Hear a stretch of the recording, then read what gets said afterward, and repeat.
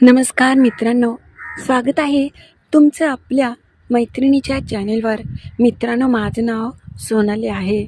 तसं मला घराच्या बाहेर कुठे जाता पण येत नसायचं, कारण की माझ्या घरचे मला कुठे बाहेर लावत नसायचे. त्यांचा स्वभाव खूपच असा कडक होता आणि त्याच्यातच झालं असं की माझ्या नवऱ्याला पण ते घरात जवळ येऊन द्यायचे नाही, कारण की घरात पाहुणे रावळे असले की ते मला म्हणायचे की तू एकटीच झोपत जा आतमध्ये सोनाली आणि ह्याला बाहेर जात जाऊ दे.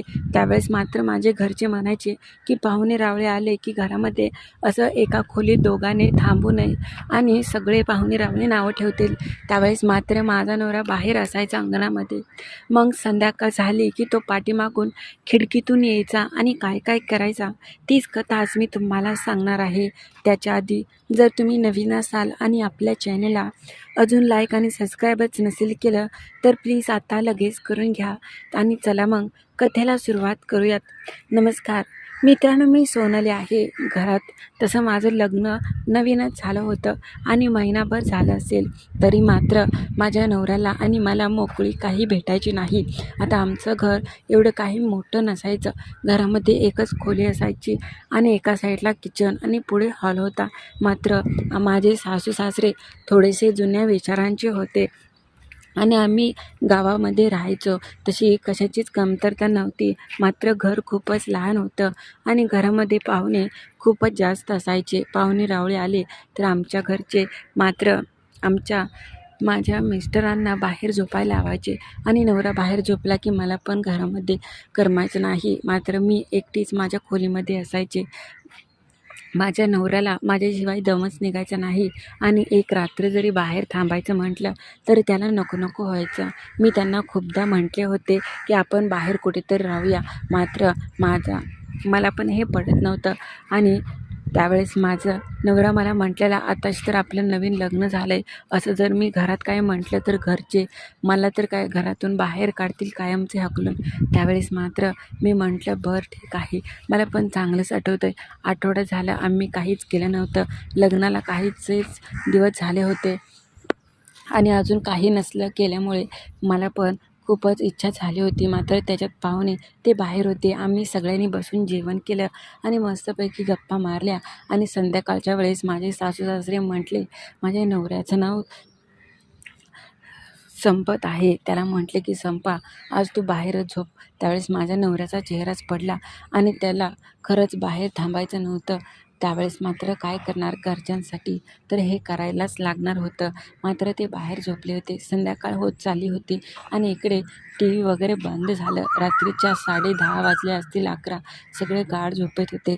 मात्र माझा चेहरा पडला होता. मी घरातून बाहेर पण नव्हती येऊ शकत आणि ते पण घरामध्ये येऊ शकत नव्हते. त्यावेळेस मात्र माझा नवरा म्हटला की मी येऊ का? मी म्हटलं, अहो नको, कोणी जरी पाहिलं तर किती घरातले ओरडतील आणि तुमच्यावर आणि माझ्यावर पण रागवतील. आता पाहुणे रावळे आहेत तर आपण नंतर काहीसं करू. त्यावेळेस माझा नवरा म्हटला, नाही, आता मला दम धरवत नाही. गेले कित्येक दिवस मी असंच लांब लांब राहतोय, मात्र घरच्यांना पण समजत नाही. त्यावेळेस मग मी म्हटलं, काय करू मग? ते म्हटले, तू बाहेर ये आणि आपण बाहेरच करू. मी म्हटलं, नको नको बाहेर. मात्र सगळेच मला दोष देतील. त्यावेळेस मात्र काय करायचं काही समजत नव्हतं.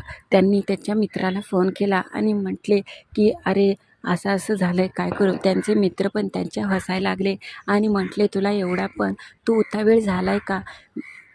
त्यावेळेस मात्र माझा नवरा म्हटला की आता काय पण करून मला यावंच लागते. त्यावेळेस माझ्या नवऱ्याला आठवलं की पाठीमागची खिडकी तर उघडता येते आणि तिथून आतमध्ये यायला ऐकतं. त्यावेळेस मी म्हटलं, हो, पण पाठीमागे सगळे शेतीवाडी होती आणि तिकडे शक्यतो संध्याकाळचं कोणी जात नसायचं. त्यावेळेस माझा नवरा म्हटला, अगं कोण जात नाही म्हणून आपण पण तसंच बसायचं का? मी येतो पाठीमागून. हळूच पाठीमागची खिडकी उघडली. तेवढ्यातच कोणीतरी उठल्याचा आवाज आला. मग मी आहे असं झोपायचं नाटकं केलं. ते माझे असलेले सासू होती आणि सासू उठली आणि फ्रेश वगैरे झाली, पाणी प्यायली फ्रीजमधून आणि नंतर झोपायला गेली. त्यावेळेस तिने पाहिलं माझं की कोणी उठलं नाही ना. घरामध्ये थोडेसे पैसे पण होते आणि त्याच्यासाठी हे पाहुणे रावळे आले होते. कसला तरी जमिनीचा व्यवहार होता आणि त्यामुळे सगळे आले होते. माझी नणंद वगैरे तिथेच होती आणि सगळे आराम करत होते. टी व्ही पण आता घरातील बंद झाला होता.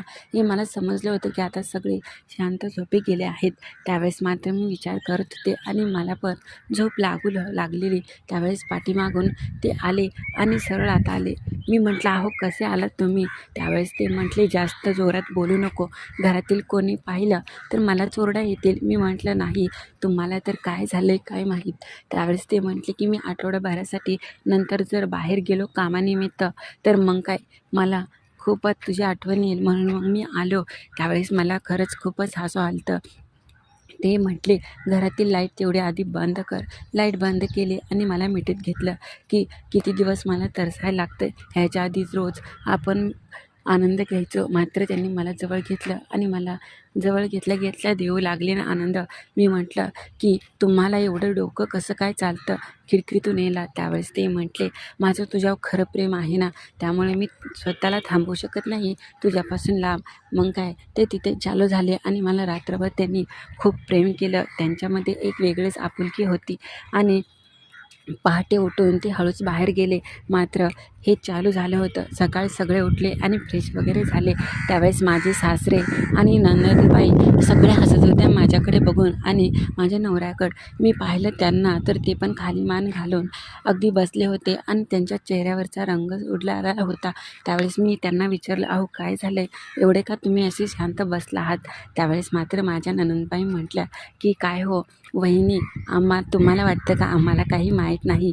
मात्र दादाचं खूप मोठं डोकं चाललं. रात्री तो कुठून आतमध्ये गेला. त्यावेळेस मात्र मी पण खूपच लाजले आणि मी किचनमध्ये निघून गेले. मात्र सगळेच हसत होते. मला पण खूपच हसू आलं होतं. माझा नवरा तर उठूनच नंतर गेला. मात्र सगळे घरातील जागेच होते ज्यावेळेस आमचे हे खिडकीतून आतमध्ये आले होते. मात्र तो किस्सा मला अजून आठवतो. तिथून जेव्हा जेव्हा विषय निघतो त्यावेळेस माझे हे मात्र खूपच वेगळेच ह्याच्यावर रिॲक्ट करतात. तर कशी वाटली तुम्हाला ही कथा ते नक्की कळवा आणि हो, नवीन असाल तर आपल्या चॅनलला लाईक आणि सबस्क्राईब करायला अजिबातही विसरू नका.